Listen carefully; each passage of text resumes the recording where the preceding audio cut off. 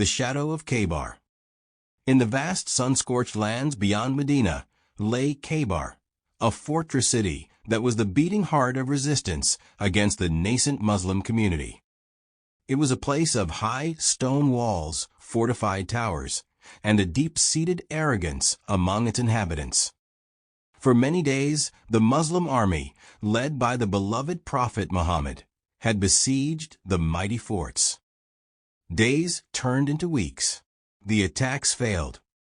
Despair began to creep into the hearts of the noble companions.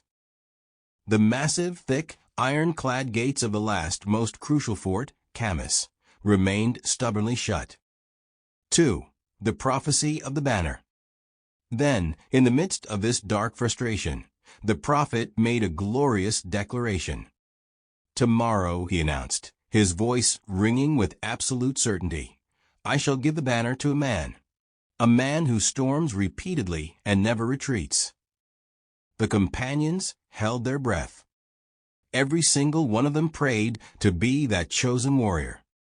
"He is one who loves Allah and His Messenger," the prophet continued, with profound tenderness, "and Allah and His Messenger love him, and Allah will grant victory at his hands."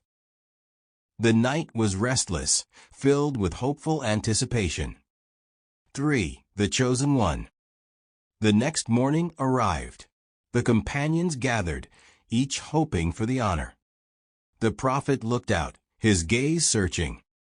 He then asked the unforgettable question, "Where is Ali ibn Abi Talib?" Hazrat Ali was suffering from a severe eye ailment and was not present. He was quickly summoned. He walked forward, his eyes swollen and painful. The prophet, with his own blessed hands, applied his saliva to Ali's eyes.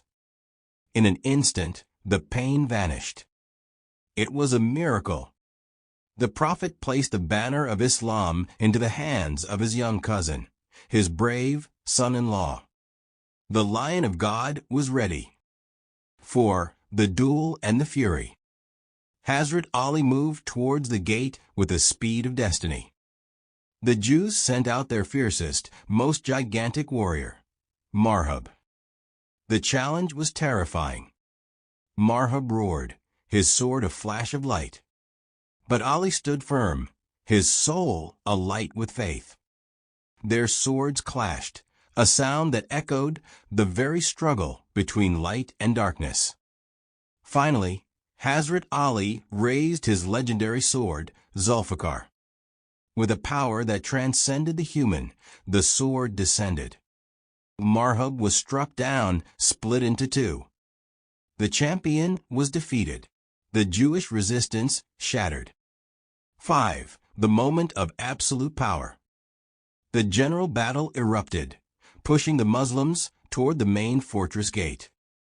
In the chaotic, swirling moment of combat, Hazrat Ali's personal shield was knocked from his hand.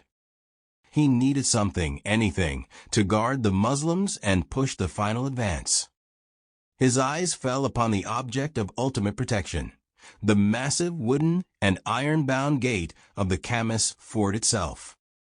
With a sudden surge of divine power, the Lion of God reached out, grasped the edge of the enormous gate, a structure so heavy that 40 to 70 men were typically required just to move it, and ripped it completely off its hinges. The ground shook. The Jews watched in paralyzed terror. Hazrat Ali held the gigantic gate aloft, using it first as his personal shield. Then, with an unimaginable single-handed effort, he laid it across the deep trench surrounding the fort, turning the colossal structure into a bridge for the Muslim army to cross. 6. The victory and the whisper. The Muslims poured over the gate bridge, storming the fortress. Khaybar fell. Victory was complete. Later, when the battle haze had cleared, some companions stood next to the discarded, unyielding door. They struggled to even budge it. They looked at Hazrat Ali, humbled and amazed. They asked him with profound wonder, "Ya Ali, did you not feel the immense weight of the gate?" Hazrat Ali, the man whose power was derived from faith, smiled gently and gave his timeless answer. "No," he said softly. "I felt it was no heavier than my own shield. It was the power of faith, the love of God, that had moved a mountain of wood and iron." Allahu Akbar.